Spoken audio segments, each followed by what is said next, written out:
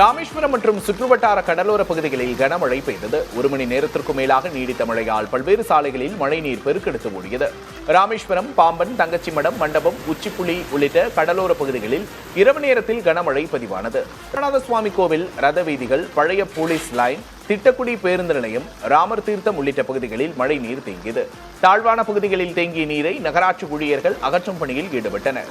கடந்த 2 நாட்களாக பெய்து வரும் மழையால் ராமேஸ்வரம் தீவில் வெப்பம் தணிந்து குளிர்ச்சியான சூழல் நிலவுவதால் பொதுமக்கள் மற்றும் சுற்றுலா பயணிகள் மகிழ்ச்சி அடைந்துள்ளனர்.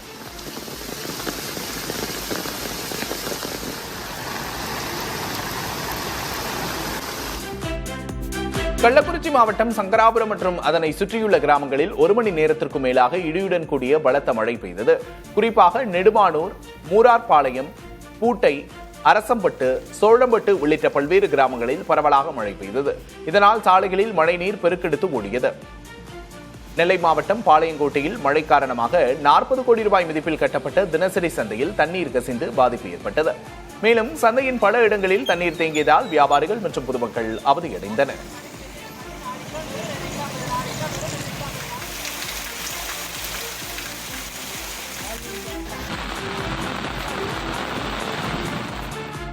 தமிழகத்தின் பல்வேறு மாவட்டங்களில் பரவலாக மழை பெய்தது. விருதுநகர் மாவட்டம் ஸ்ரீவில்லிபுத்தூர் மற்றும் அதன் சுற்றுவட்டார பகுதிகளில் 1 மணி நேரத்துக்கு மேலாக கனமழை பெய்தது. கனமழையால் லட்சுமியாபுரம் ரயில்வே சுரங்க பாதையில் குளம் போல் தேங்கிய மழைநீரில் தனியார் பேருந்து சிக்கிக் கொண்டது. சேலம் மாவட்டம் கெங்கவல்லி மற்றும் அதன் சுற்றுவட்டார பகுதிகளில் சூறைக்காற்றுடன் கனமழை பெய்தது. இதனால் செட்டிக்குளம் பகுதியில் சாலையோரம் இருந்த புளியமரம் வேரோடு சாய்ந்து விழுந்ததால் போக்குவரத்து பாதிக்கப்பட்டது.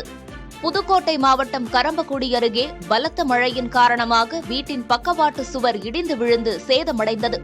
திருவள்ளூர் மாவட்டம் மேலானூரில் கனமழையால் தென்னை மரம் விழுந்து விவசாயி ஒருவர் பரிதாபமாக உயிரிழந்தார்.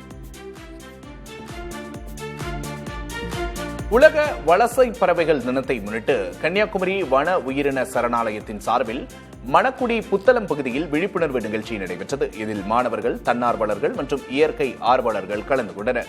நிகழ்ச்சியில் வலசை பறவைகள் பாதுகாப்பின் அவசியம், அவற்றின் பயண பாதைகள் மற்றும் ஆய்வுகளுக்கான அடையாள வளையங்கள் அணிவிக்கும் நடைமுறைகள் குறித்து விளக்கப்பட்டது.